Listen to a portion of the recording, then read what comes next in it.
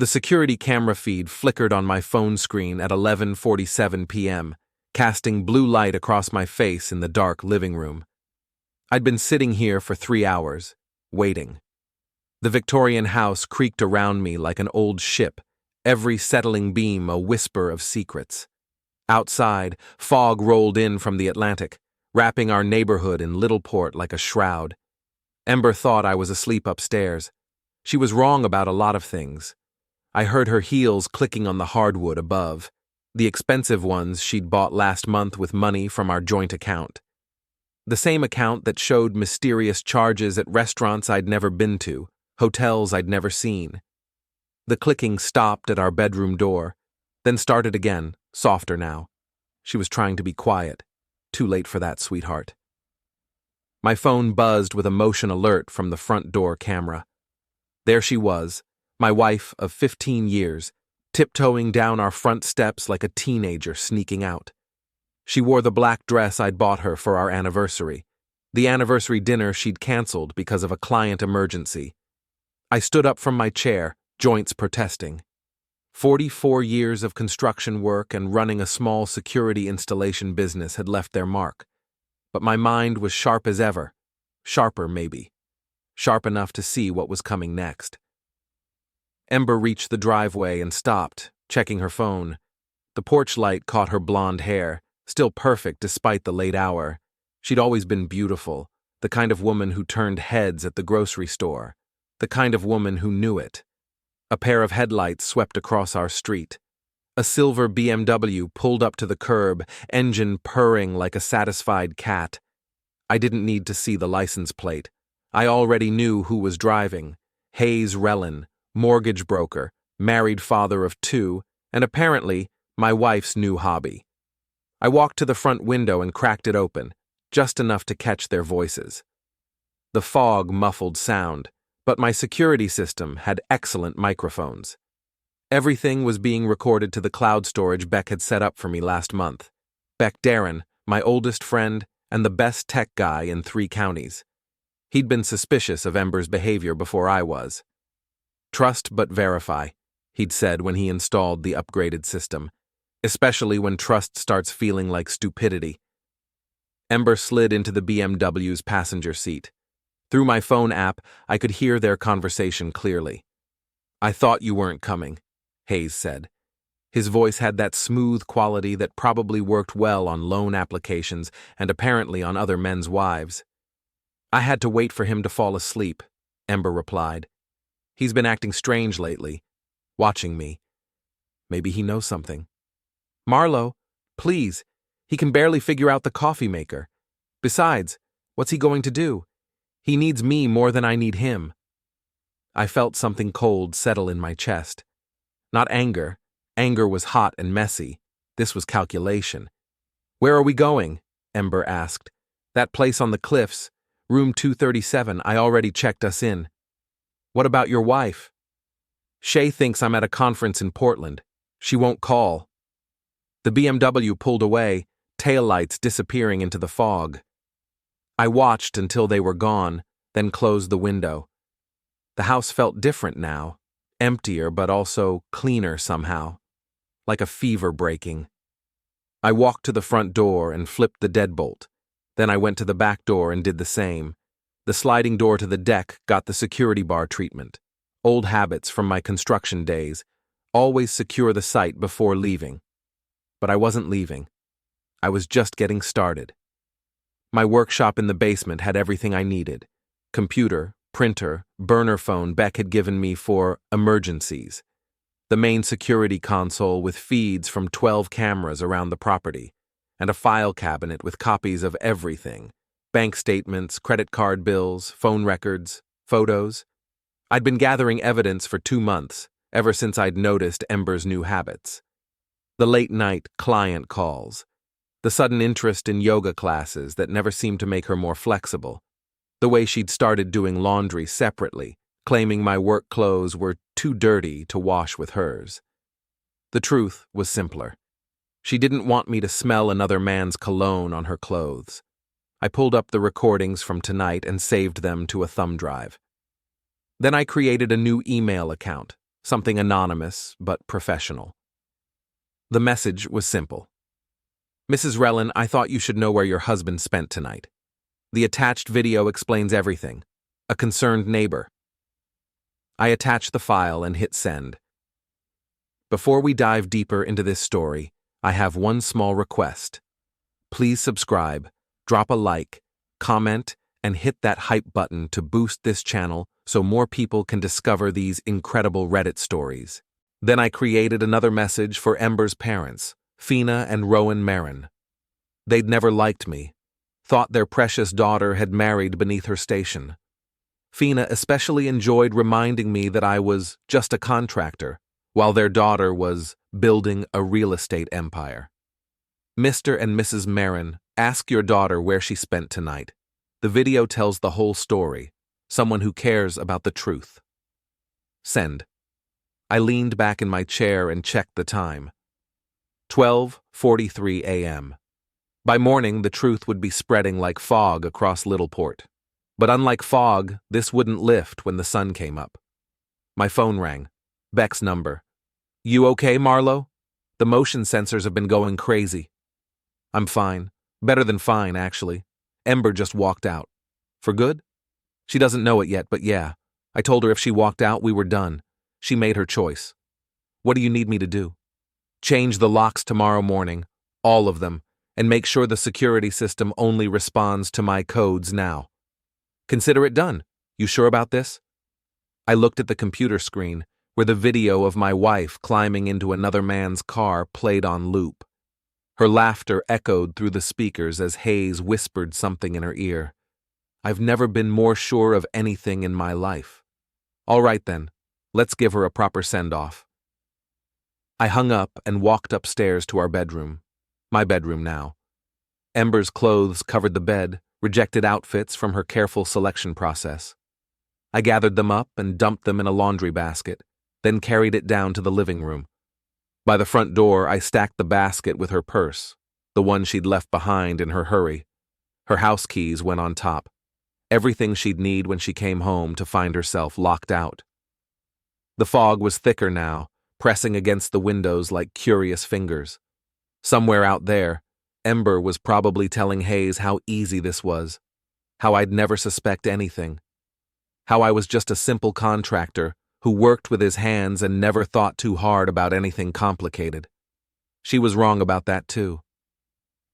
I settled back into my chair and opened a beer, something I rarely did, but tonight felt like a celebration. The first night of whatever came next. The security cameras showed empty streets, sleeping houses, a town that had no idea what was coming. But they'd learn soon enough. My phone buzzed with a notification. The email to Hayes's wife had been opened. Then another buzz. The one to Ember's parents, too. I smiled and took another sip of beer. In a few hours, Ember would come home expecting to slip back into bed beside her oblivious husband. Instead, she'd find her clothes on the porch and the locks changed. And that would just be the beginning. The first call came at 6:23 a.m. Ember's ringtone, some pop song she'd downloaded that always made me wince. I let it go to voicemail. Then another call at 6:24, and another at 6:25. I was in the kitchen making coffee. Real coffee from the machine I understood perfectly well despite what my wife thought. The morning sun was burning off the fog, revealing a clear October day in Littleport. Perfect weather for new beginnings. My phone buzzed with a text. Marlo, call me. Emergency. Then another. Something's wrong with the door. And another. This isn't funny. Let me in. I poured my coffee and walked to the front window. Ember's Honda Civic was in the driveway, driver's door open. She stood on the porch in last night's black dress, hair no longer perfect, makeup smeared. The laundry basket sat exactly where I'd left it. She was pulling on the door handle like it might suddenly decide to cooperate. When that failed, she started pounding on the wood with her fist. Marlo, I know you're in there. Open this door right now. I took a sip of coffee and watched the show. Mrs. Patterson from next door had come out to get her newspaper and was staring openly. Ember hadn't noticed yet. She was too busy having her breakdown. My phone rang again. This time I answered. "Morning, sweetheart. How was your night?" "What did you do to the door? My key won't work." "I changed the locks. I told you, if you walked out, we were done." Silence. Then, "You can't do that. This is my house too." "Was your house. Past tense. Check your email." "What email?" "Marlo, stop playing games and let me in. I need to shower and change for work." "I sent you some interesting reading material. Video, actually. You might want to watch it before you go anywhere public." Another silence. Longer this time. I could hear her breathing, quick and shallow. "I don't know what you think you saw, but I saw my wife getting into another man's car at midnight. I heard her talking about how stupid her husband is. I recorded her planning to spend the night in a hotel room with Hayes Rellin." My voice stayed calm, conversational. "So no, Ember, you don't get to come in and pretend this didn't happen. You were recording me?" "I was protecting myself. Good thing, too." Mrs. Patterson had been joined by Mr. Chen from across the street. Both were pretending to tend their gardens while obviously listening to every word. "Marlo, please, can we talk about this inside? People are watching. You should have thought about that before you decided to make a fool of me, and yourself." I hung up and turned off the phone. Then I went upstairs to shower and get ready for work. Through the bathroom window, I could see Ember loading the laundry basket into her car. She kept looking back at the house like she expected me to change my mind. I wouldn't. By the time I came back downstairs, she was gone. But my phone had 17 missed calls and 23 text messages. I scrolled through them while eating breakfast. Most were from Ember, variations on "call me" and "we need to talk." But 3 were from other numbers. The first was from Hayes. "We need to meet. This is getting out of hand." The second was from a number I didn't recognize. "Is this Marlo Trasker? This is Shay Rellin. We should talk." The third was from Ember's mother. "What have you done?" I finished my eggs and called Beck. "Morning, sunshine. How's the revolution going?" "Better than expected. Can you meet me at the house? I need those locks changed before I go to work." "Already on my way. Brought the good stuff. Commercial-grade deadbolts, smart locks, the works. She won't be getting in without a battering ram." "Perfect. And Beck? Bring your laptop. We might need to do some more file sharing." My favorite kind of morning. Beck arrived 20 minutes later in his van, tools and equipment loaded in the back. He was a small guy, maybe 5'6", but he had the kind of precise energy that made him perfect for detailed work. We'd known each other since high school, back when he was the kid who could fix any electronic device, and I was the one who kept bullies from stuffing him in lockers. "So," he said, pulling a drill from his toolbox, "I take it the video got some attention?" "Hayes' wife wants to meet. Ember's mother is having conniptions, and I'm pretty sure half the neighborhood watched Ember have a meltdown on my front porch this morning. Beautiful. Nothing like a little public humiliation to start the day." He started removing the old deadbolt. "What's the next move?" "Depends on what they do. But I'm thinking we let this simmer for a while. Let them make the first move." Speaking of moves, you might want to check Facebook. Sal from the Anchor posted something interesting. I pulled out my phone and opened the app. Sal Brennan owned the Salted Anchor, the local dive bar where most of Littleport's gossip got its start. His post was time-stamped 40 minutes ago. Interesting morning in the neighborhood. Sometimes the quiet ones surprise you. Littleport drama. Truth will out. It already had 37 likes and 12 comments. I scrolled through them, recognizing most of the names. Small-town curiosity in full swing. "He doesn't know anything specific yet," I said, "but he can sense that trouble is coming. Give it time. This town loves a good scandal, and you just served up a prime cut." Beck worked quickly, installing new locks on both doors and updating the security system.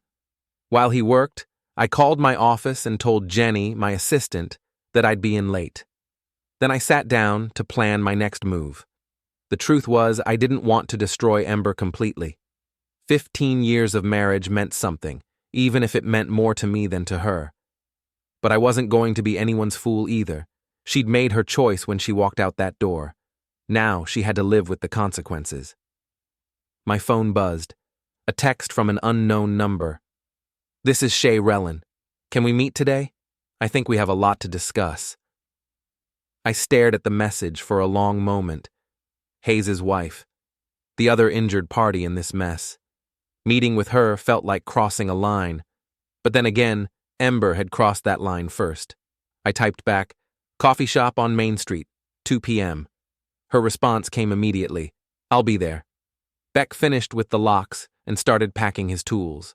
All set, she'd need a locksmith or a very large rock to get in now. His tone was light, but I could hear the underlying seriousness, the quiet understanding of a man who'd seen enough messy breakups and late-night emergencies to know when a situation was headed somewhere volatile. "Thanks, I owe you." "You don't owe me anything. Just promise me you'll be smart about this. Ember's not going to take this lying down." "I'm counting on it." After Beck left, I sat in my kitchen and tried to imagine what Ember was doing right now. The house felt too quiet without the usual soundtrack of her footsteps, her voice, her constant commentary about everything from grocery lists to her co-workers' drama. She'd probably be at her parents' house, crying and playing the victim. I could picture it vividly, her curled on their pristine white sofa, dabbing her eyes dramatically, her mother fussing over her, her father shaking his head in that disappointed father-in-law way he'd perfected long before he ever had a real reason to be disappointed in me. She was probably telling them how unreasonable I was being, how I'd overreacted to a simple misunderstanding. Ember never did anything wrong, not in her mind, and certainly not in the sanitized version she presented to her parents. And they always believed her. Always. But the video didn't lie, and neither did the hotel receipt I'd found in her purse last week, or the credit card charges, or the phone records Beck had helped me access. Her story was full of holes big enough to drive a truck through. Evidence doesn't have mood swings or selective memory. It just sits there, cold and undeniable. She'd been planning this for months. The only question was whether she'd intended to leave me eventually, or just keep me around as the stable, boring husband while she had her fun on the side. I didn't know which version was worse, the betrayal or the manipulation, the dishonesty or the entitlement. Either way, that game was over now. I looked around the house, our house, my house, and felt something I hadn't experienced in months. Peace. A deep, cleansing kind of quiet that settled into my bones, like stepping into a room where every shadow was finally illuminated. The constant tension of wondering, suspecting, second-guessing myself was gone. No more late nights staring at the ceiling. No more pretending not to notice inconsistencies in her stories. No more forcing myself to swallow doubt because I was afraid of what the truth might cost. The truth was out, and whatever came next, at least it would be honest. My phone rang. Ember again. Her name flashing across the screen felt like déjà vu, a pattern she refused to let die. Dozens of calls, endless messages, desperate attempts to regain control. "This time," I answered.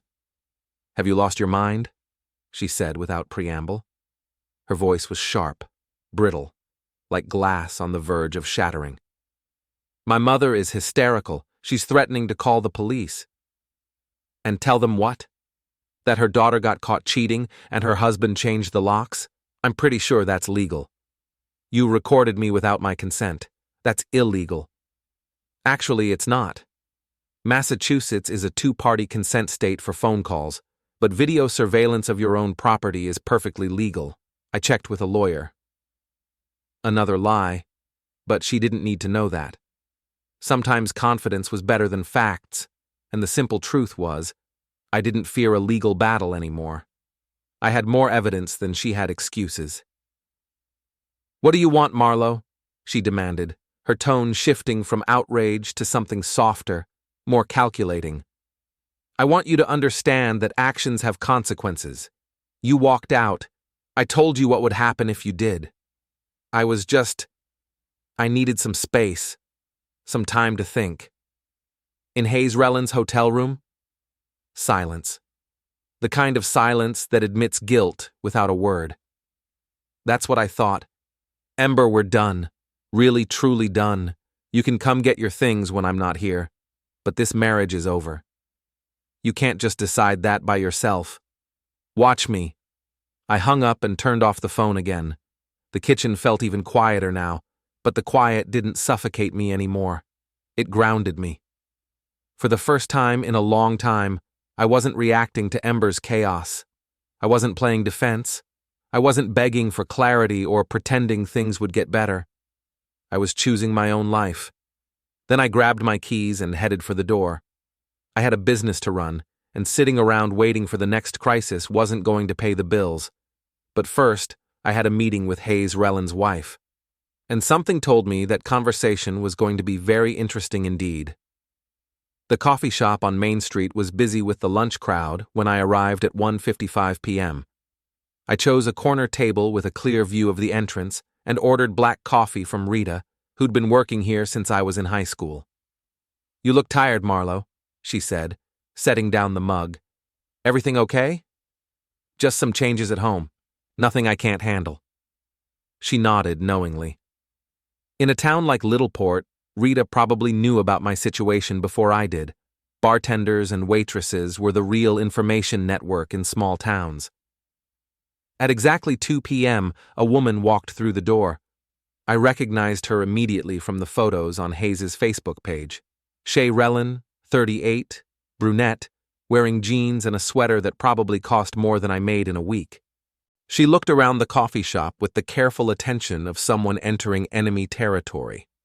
Our eyes met, and she walked over. "Marlo? That's me. Have a seat." She sat down across from me and folded her hands on the table. Up close, I could see the strain around her eyes, the careful way she held herself together. This woman was barely keeping it together, but she was determined not to show it. "Thank you for meeting me," she said. "I wasn't sure you would. We're both in the same boat. Seemed like we should compare notes." Rita appeared with coffee for Shay, who accepted it gratefully. When we were alone again, Shay leaned forward. "How long did you know?" "Suspect. About 2 months. Know for sure? Last night." "I've suspected for longer. Hayes has been different. Distracted. Working late. Weekend conferences that didn't seem to exist when I called his office." She wrapped her hands around the coffee mug. "But I kept telling myself I was being paranoid." "What changed your mind?" "Your video." She pulled out her phone and showed me the screen. "I got your email at 6 this morning. At first, I thought it was some kind of scam. Then I watched it." The video was paused on a frame showing Ember getting into Hayes' car. Even in the grainy security footage, her face was clearly visible. "I confronted him when he got home," Shay continued. "He tried to deny it at first, said the video was fake, that someone was trying to frame him. Then I showed him the timestamp and asked him to explain where he was at midnight if not picking up your wife." "What did he say?" "He said it was a mistake, a moment of weakness, that it didn't mean anything." Her laugh was bitter. 20 years of marriage, 2 children, and it didn't mean anything. I studied her face. Shay Rellin was angry, but it was the cold, calculating kind of anger that made people dangerous. The kind that planned instead of just reacting. "What are you going to do?" I asked. "I threw him out this morning. He's staying at his brother's place. I've already called a divorce lawyer." She met my eyes. "What about you?" "Change the locks. Ember's staying with her parents. We're done." "Just like that?" "Just like that. I gave her a choice, and she made it. I'm not interested in second chances or marriage counseling or any of that. She chose him over me, so now she gets to live with that choice." Shay nodded approvingly. I wish I could be that decisive. Part of me keeps thinking about the kids, about trying to work it out. Do your kids know? Not yet. They're with my mother this week. School vacation. I wanted to figure out what I was going to do before I told them anything. Smart. We sat in silence for a moment, two people whose lives had been upended by the same betrayal. Around us, the normal rhythm of small-town life continued.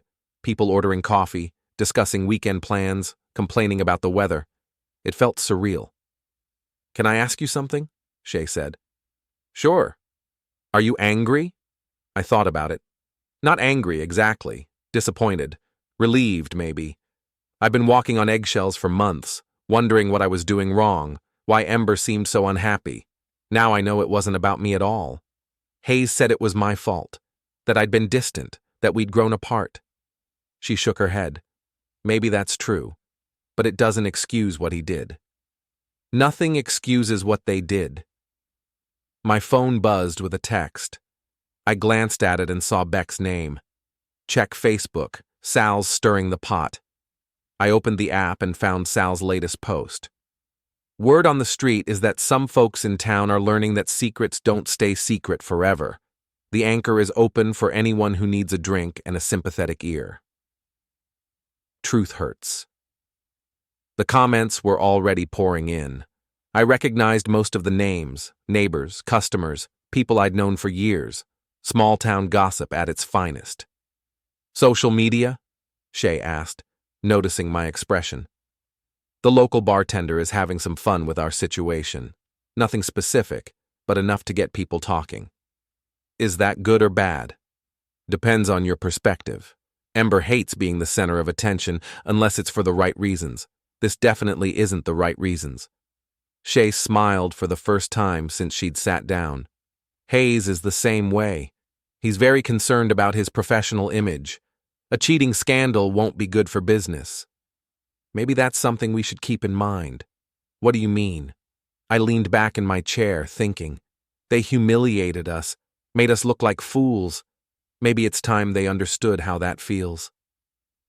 I let the words hang in the air between us, feeling the weight of everything that had led to this moment. Every lie, every smirk, every condescending look from people who believed they were smarter than us. The cafe noise around us faded into a dull hum as Shay watched me, waiting for the rest. "What are you suggesting?" "Nothing illegal. Nothing that would hurt your kids or make things worse for you. But maybe we don't have to make this easy for them." I spoke slowly, choosing each word with care. Revenge was a dangerous game, but dignity, reclaiming it, was something entirely different. And after everything Ember and Hayes had pulled, the idea of simply stepping aside felt like letting them rewrite the narrative again. Shay considered this, her fingers tightening around her coffee cup. "Hayes is supposed to pick up his clothes tomorrow while I'm at work. He has a key." I changed my locks. "Maybe you should, too." "And make him ask permission to get his things?" "Make him face you. Make him explain himself to your neighbors when he's standing on your porch with nowhere to go." I could picture it. Hayes standing there, the golden boy looking suddenly small, confronted by the life he'd taken for granted. Sometimes embarrassment was the only language certain people understood. She was quiet for a long moment, then nodded slowly. "I like that idea. There's a locksmith in town, Beck Darren. He's discreet and fast. I'll call him." We finished our coffee and walked outside together. The sun had shifted lower in the sky, casting long shadows across Main Street. It was busy with afternoon shoppers, tourists, retirees, the usual midweek crowd, and I noticed several people watching us with obvious curiosity. Heads turned, whispers flowed like currents between storefronts. Word was already spreading that Hayes's wife and Ember's husband had been seen together. Perfect. Public perception moved faster than truth, and in this case that worked in our favor. "Marlo," Shay said as we reached her car, "thank you for the email, for meeting with me. I know this is awkward, but I'm glad I'm not going through this alone." Her eyes were softer now, not fragile, but grateful, like someone who had finally found a foothold after sliding down a cliff. "You're not alone. And Shay?" Don't let him make you feel guilty about any of this. You didn't do anything wrong." She nodded, pressing her lips together like she was holding back the weight of 20 years of misplaced loyalty. Then she got in her car. I watched her drive away before turning toward my truck. My phone was buzzing with messages: Ember, Hayes, Ember's mother, numbers I didn't recognize. The notifications popped up so quickly they stacked over each other. I ignored them all. Instead, I called Beck. "How'd the meeting go?" "Better than expected. Shay Rellin wants you to change her locks tomorrow." I leaned against my truck door, watching traffic crawl by. "I like her already. What else?" "Sal's having fun on Facebook. The whole town's going to know something's up by tomorrow." I didn't have to explain who Sal was. Beck knew. Sal could turn a minor rumor into a statewide conspiracy by lunchtime. Good.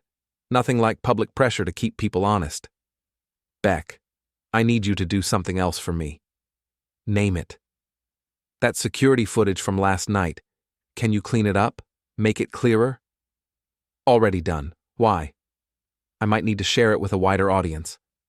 My voice stayed even, but inside there was a flicker of something I hadn't felt in a long time. Control. "Marlo, be careful. You don't want to push this too far." "I'm not pushing anything. I'm just responding to what they started." "All right. But promise me you'll think before you act. Ember's not going to take this quietly." "I'm counting on it." I hung up and drove toward home, my real home now. The afternoon sun was slanting through the trees, casting long shadows across familiar streets. Everything looked the same, but it felt different. Cleaner, somehow. Like a weight I hadn't realized I was carrying had finally been lifted. Tomorrow would bring new challenges. Ember would regroup and counterattack. Hayes would try to minimize the damage to his reputation.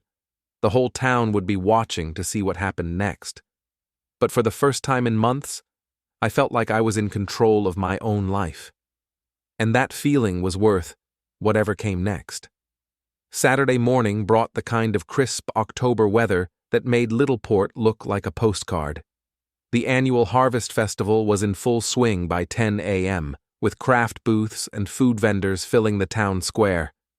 I could hear the crowd from my kitchen window, families with children, tourists from Boston, locals catching up on a week's worth of gossip.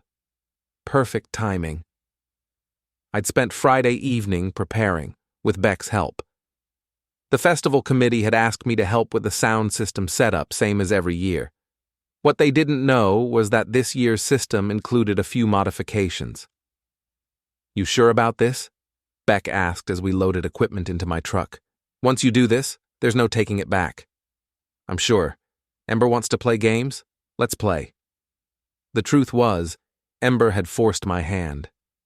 Yesterday afternoon, she'd shown up at my office with her father, Rowan Marin, demanding I stop this nonsense and let her back into the house. When I refused, Rowan had threatened to have me arrested for harassment. "Harassment?" I'd laughed. "I haven't contacted her once since Thursday morning. She's the one calling me every hour."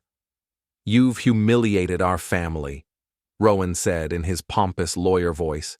"This vindictive behavior needs to stop. Your daughter humiliated herself. I just made sure people knew about it." That's when Ember played her trump card. "Marlo, I'm pregnant."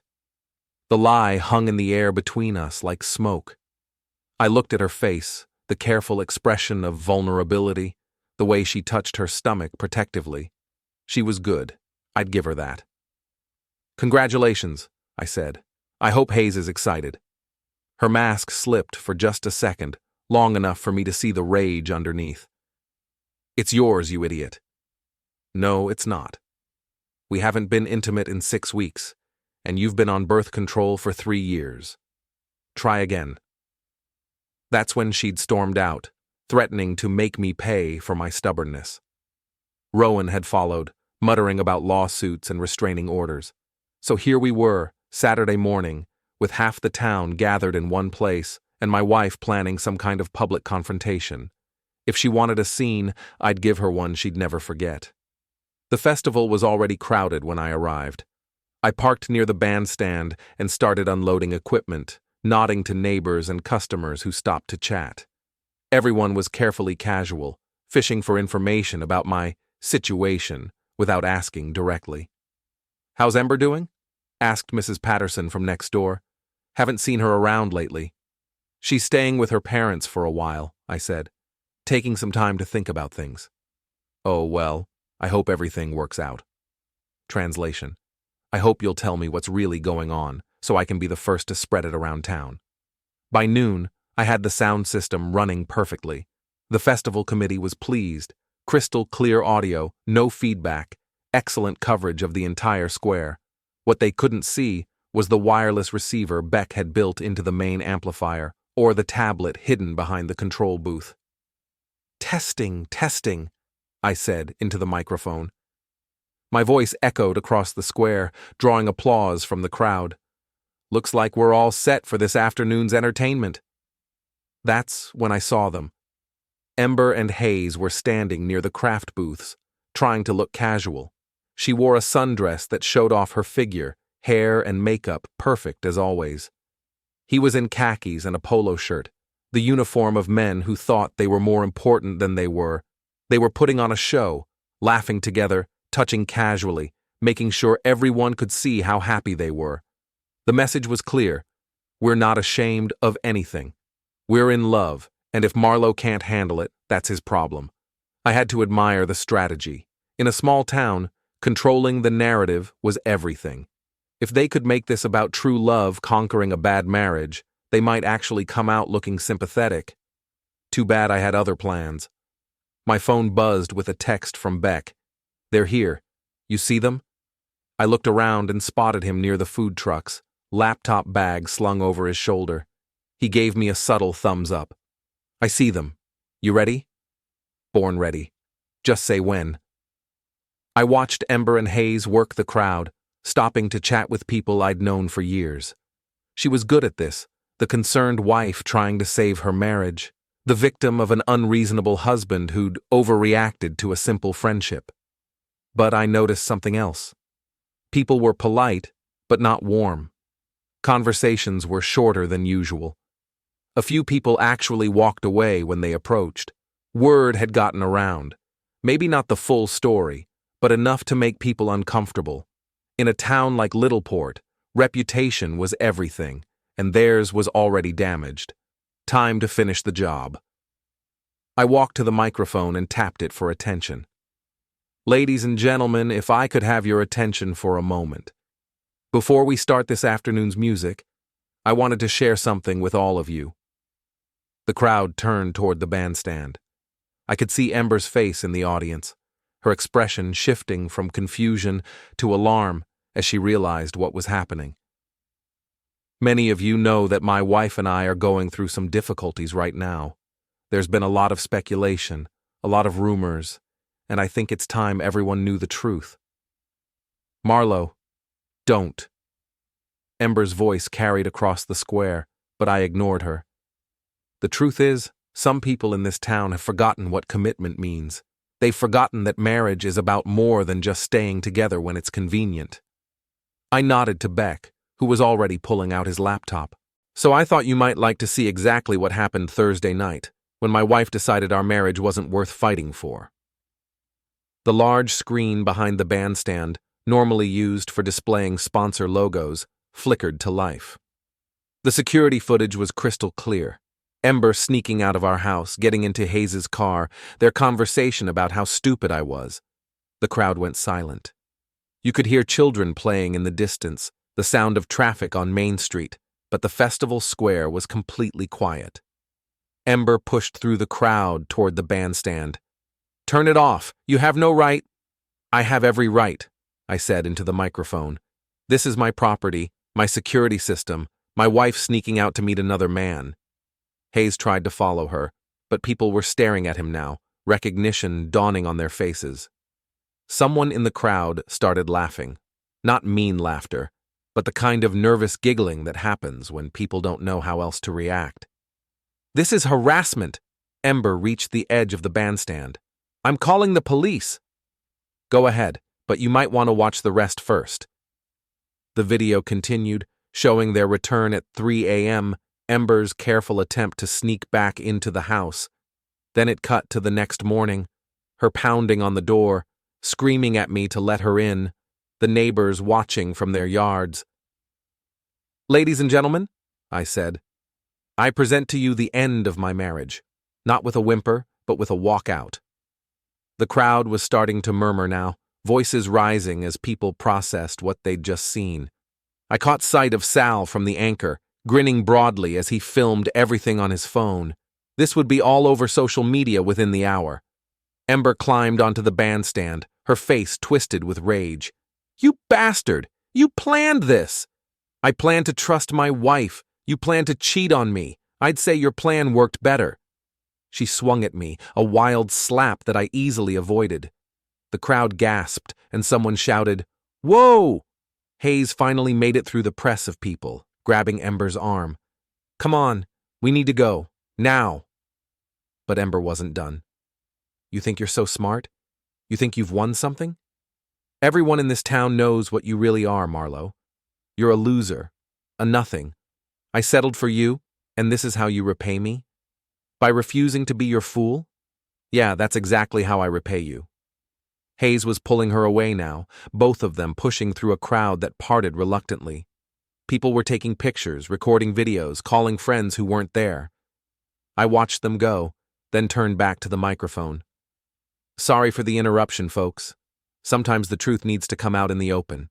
Now, let's get back to celebrating our community. The Littleport Community Band will be performing in 15 minutes. The crowd began to disperse, but slowly. People clustered in small groups, talking animatedly. I could hear fragments of conversation as they passed the bandstand. "Can you believe she did that in public? I always thought there was something off about those two. Poor Marlo. He seemed so calm about it. Did you see Hayes's face? He looked like he wanted to disappear." Beck appeared at my elbow. "Well, that was dramatic. You okay?" "Better than okay. How's the video quality?" "Perfect. Sal's already posted it to 3 different Facebook groups. This is going to be all over town by tonight." My phone was buzzing with notifications, texts, calls, social media alerts. I ignored them all. Whatever came next, I'd deal with it later. For now, I just wanted to enjoy the festival. "Come on," I said to Beck. "Let's get some fried dough. I have a feeling this is going to be a very good day." As we walked toward the food vendors, I heard someone behind us say, "Did you see Ember's face when he avoided that slap? She looked like she wanted to strangle him." I smiled. Let her want whatever she wanted. The truth was out now, and in a town like Littleport, the truth had a way of spreading faster than fog off the ocean. And just like fog, once it settled in, it was very hard to make it go away. Sunday morning brought 3 police cars to my driveway. I was drinking coffee and reading the paper when I heard the engines. Through my front window, I could see Officer Martinez and 2 other cops I didn't recognize walking up my front steps. Behind them, Ember sat in the passenger seat of her father's Mercedes, looking smug. I opened the door before they could knock. "Morning, officers. What can I do for you?" Martinez looked uncomfortable. We'd known each other since high school, and he'd hired me to install his home security system 2 years ago. "Marlo, we got a complaint about yesterday. Harassment, public humiliation, possible stalking." "From my wife?" "From Mrs. Trasker, yes. She says you've been following her, recording her without consent, and that you ambushed her at the festival." I stepped back and gestured them inside. "Come on in. I've got coffee if you want some." The 3 officers entered my living room, looking around like they were cataloging evidence. Martinez accepted coffee. The other 2 declined. "So," I said, settling into my chair, "what exactly am I supposed to have done?" "Mrs. Trasker says you've been stalking her since Thursday, following her, taking pictures, harassing her family." "That's interesting. I haven't left my property except to go to work and the festival. Haven't called her, texted her, or contacted her family. In fact, I've been ignoring her calls." "What about the video yesterday? Security footage from my own property, showing my wife leaving with another man. Last I checked, that was legal. Martinez pulled out a notebook. She says you recorded her private conversations. I recorded what happened in my driveway and on my front porch. Both are my property. Massachusetts law is pretty clear about that. One of the other officers, a young guy with sergeant stripes, stepped forward.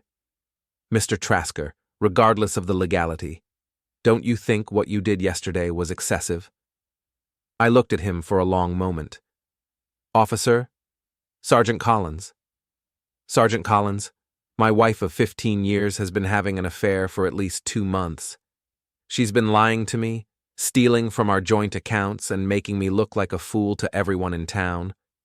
When I confronted her about it, she walked out. When she tried to sneak back in, I'd change the locks. Everything I did after that was in response to her actions. But the public humiliation, she humiliated herself. I just made sure people knew about it. Martinez set down his coffee mug. Look, Marlo, I get it. What she did was wrong, but you can't keep escalating this. Someone's going to get hurt. I haven't escalated anything. I changed my locks, I told the truth, and I defended myself when she tried to hit me. If that's escalation, then I guess I'm guilty. She says you're planning to release more videos. She says a lot of things. Most of them aren't true. The 3 officers exchanged glances. Martinez sighed. Here's the deal. We can't arrest you because you haven't actually broken any laws. But we're asking you as a favor to back off. Don't post any more videos. Don't make any more public scenes. Let this cool down. And if I don't, then we'll be back. And next time, we might not be so understanding. I walked them to the door. Thanks for the visit, officers. Always nice to see tax dollars at work. After they left, I watched Ember and her father drive away. She looked disappointed, probably hoping I'd be arrested or at least officially warned. Instead, the police had essentially confirmed that I hadn't done anything wrong. My phone rang. Beck. Saw the cops leave. Everything okay? Fine. Ember tried to have me arrested for harassment. Didn't work. Good. But Marlo, maybe you should lay low for a while. Let things settle down. Why would I do that? Because I just got off the phone with Shay Rellan. Hayes showed up at her house this morning with a locksmith and a court order. Claimed she was keeping him from his property illegally. Did it work? No, but he made a scene. Neighbors called the police. Now she's got her own harassment complaint to deal with. I felt a cold anger settle in my chest. He's trying to make her look like the bad guy. Exactly. And if we're not careful, they're going to flip this whole thing around. Make us look like the vindictive exes who can't let go. Let me call you back. I hung up and dialed Shay's number. Marlo? She sounded exhausted. Beck told me what happened. You okay?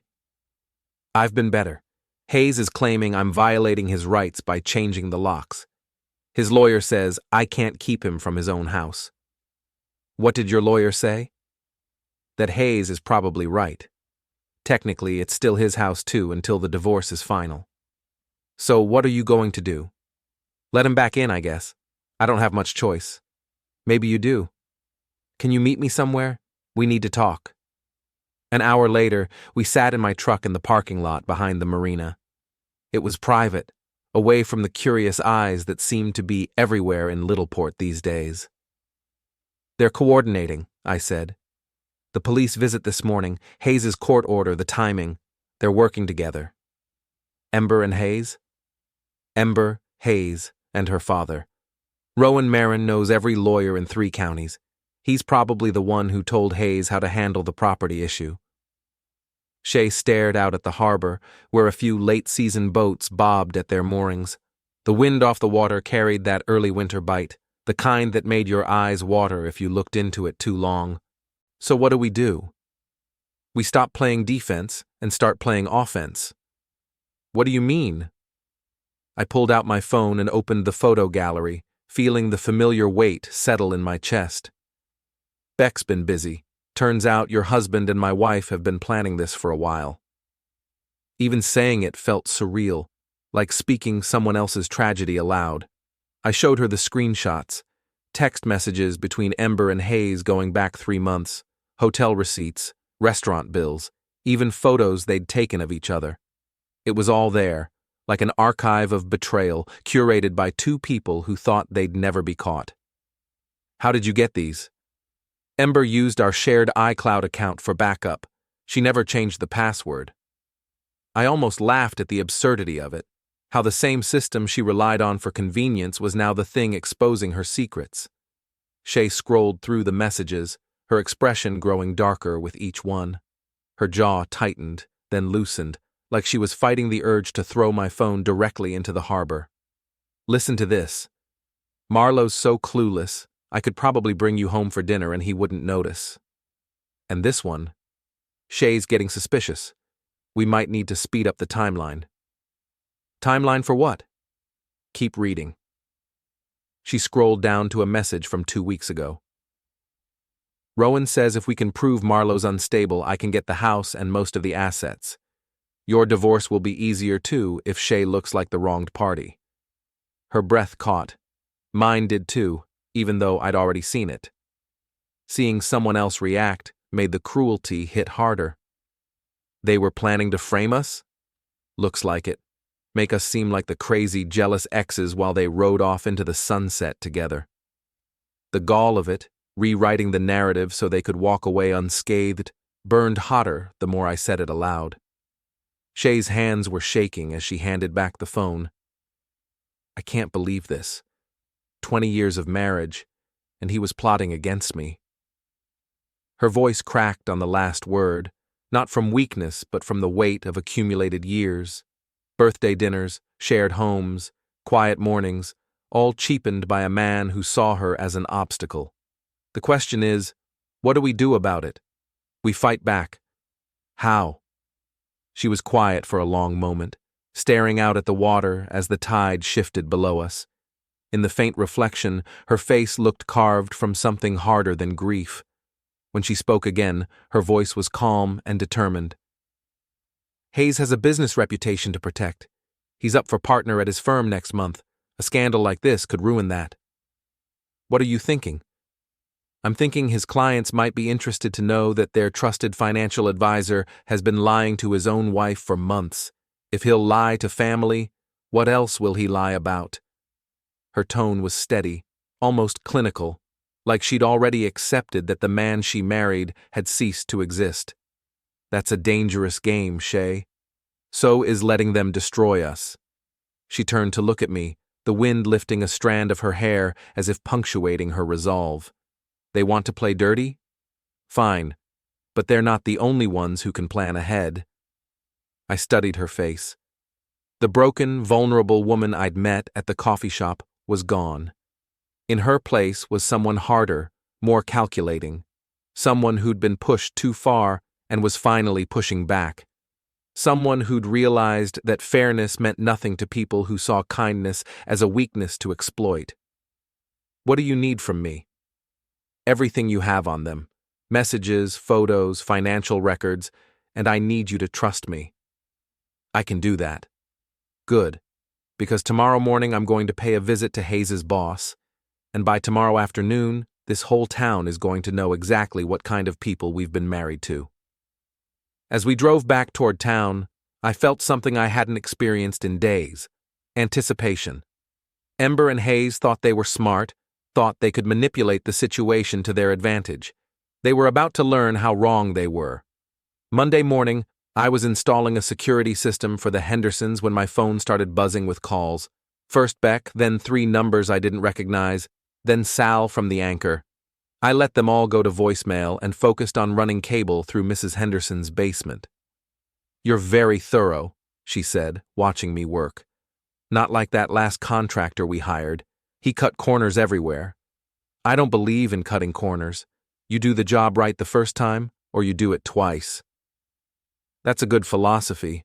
I wish more people thought that way.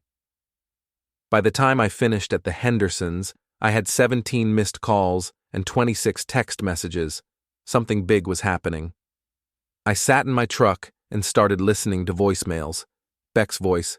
Marlowe, Call me as soon as you get this. Shay's made her move, and it's bigger than we thought. Sal, holy cow, man. You need to get down to the anchor.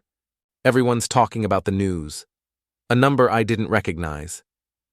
Mr. Trasker, this is Janet Walsh from Channel 7 News. We'd like to interview you about the allegations against Hayes Rellan. Please call me back.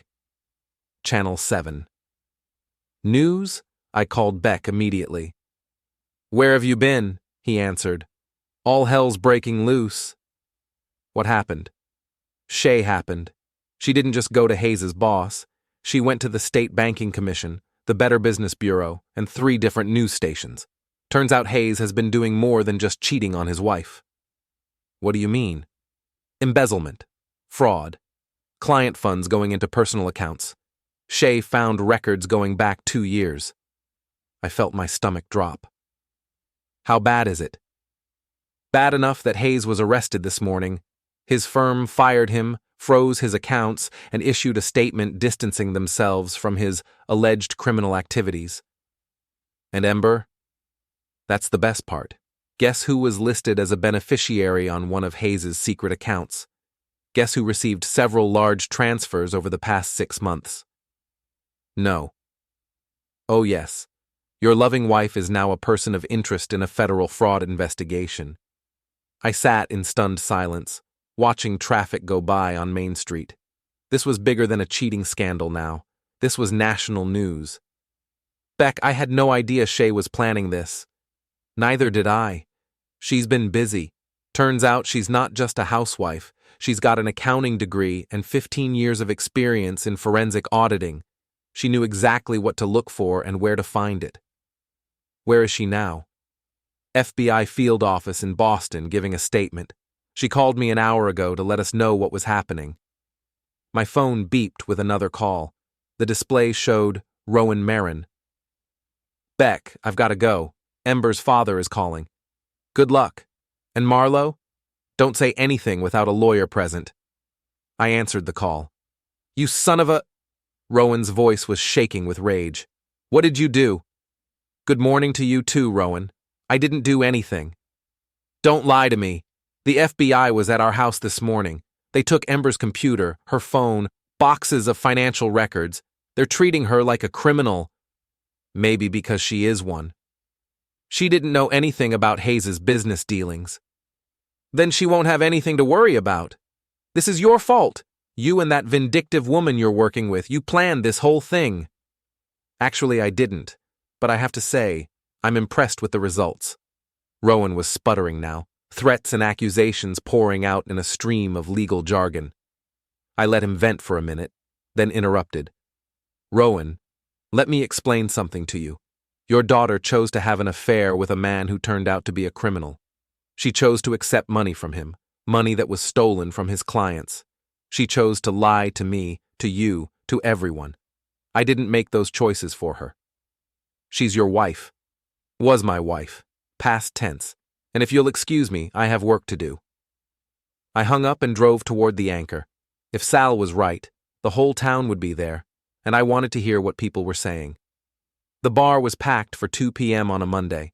Every table was full, and people were standing 3 deep at the bar. Conversation died when I walked in, then resumed at twice the volume. Sal waved me over and poured a beer without being asked. Well, the man of the hour. How's it feel to be married to a federal criminal? I wouldn't know. I'm not married to anyone anymore. Fair point. He leaned closer, lowering his voice. Seriously, Marlo, did you know about the money? I knew she was spending more than she was making. I thought it was credit cards, or maybe help from her parents. I never imagined she was taking stolen money. The FBI thinks she knew. Word is they found emails between her and Hayes talking about investment opportunities and securing their future. I took a long drink of beer and looked around the bar. These were my neighbors, people I'd known for years. Some looked sympathetic, others curious. A few seemed almost excited by the drama. Marlo! A voice called from across the room. I turned to see Tom Bradley, a guy I'd gone to high school with, pushing through the crowd. Man, I can't believe this. Ember's really in trouble? Looks like it. And Hayes too? I almost bought a house through him last year. Thank God that fell through. More people gathered around, everyone wanting to know what I knew, how I felt, what I was going to do. I answered their questions as briefly as possible, but inside, I was still processing what Beck had told me. Ember wasn't just a cheating wife anymore. She was potentially a criminal, someone who'd taken stolen money and lied about it to federal investigators. The woman I'd been married to for 15 years was a stranger. My phone rang. Shay's number. "Excuse me," I told the crowd and stepped outside to answer. "Marlo, it's Shay. I'm back from Boston." I heard. Beck filled me in. "Are you okay?" "I'm fine. Tired, but fine. Can you meet me? We need to talk." "Where?" "My house. Hayes won't be coming back anytime soon." 20 minutes later, I was sitting in Shay Rellin's living room, looking at boxes of financial records scattered across her coffee table. She looked exhausted but determined, like someone who'd just finished a marathon. "I owe you an apology," she said. "I should have told you what I was planning." "Why didn't you?" "Because I wasn't sure it would work, and because I wanted to protect you from any legal fallout if things went wrong." "How long have you known about the money?" "I suspected something was wrong with Hayes's finances for months. Too much cash, too many expensive purchases he couldn't explain. When I started looking through his records after our coffee meeting, I found accounts I'd never seen before." "And Ember?"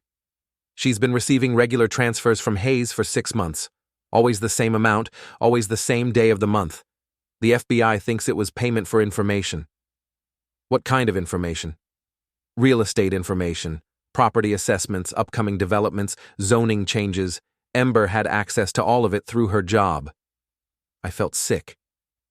She was selling inside information. That's what it looks like. Hayes would use the information to manipulate property values, then split the profits with her. "How much money are we talking about?" "Conservative estimate? $200,000, maybe more." I stared at the financial records spread across her table. $200,000, more money than I made in 3 years, stolen from honest people who'd trusted Hayes with their investments. What happens now? Hayes is looking at federal charges: wire fraud, embezzlement, money laundering. He'll probably plea bargain, which means he'll testify against anyone else involved. Including Ember. Including Ember. We sat in silence for a moment.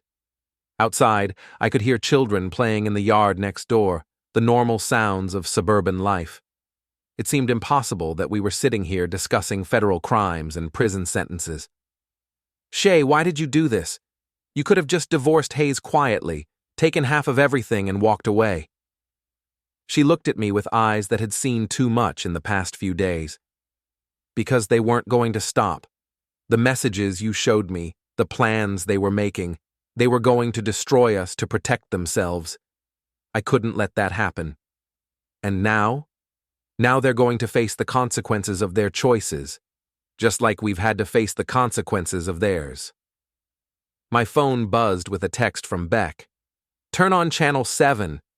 They're running the story now."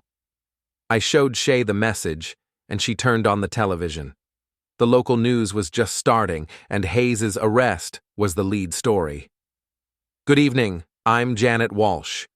Tonight, a prominent Littleport mortgage broker is under arrest on federal fraud charges, accused of stealing hundreds of thousands of dollars from his clients." The story ran for 5 minutes, complete with footage of Hayes being led away in handcuffs and interviews with his victims. At the end, the reporter mentioned that several other individuals, including the suspect's alleged romantic partner, are being investigated for their role in the scheme. They didn't mention Ember by name, but in a town like Littleport, they didn't need to. "Well," Shay said, turning off the television, "I guess that's that. I guess it is." I drove home through streets that looked the same but felt different. Everything I'd thought I knew about my life, my marriage, my wife, had been turned upside down in the space of a week. But as I pulled into my driveway and looked at my house, really my house now, I felt something unexpected: relief. Whatever came next, at least it would be honest. And after 15 years of living with lies I didn't even know existed, honesty felt like the most precious thing in the world. The truth had set me free. Now it was going to send my ex-wife to prison, and I found that I was completely okay with that.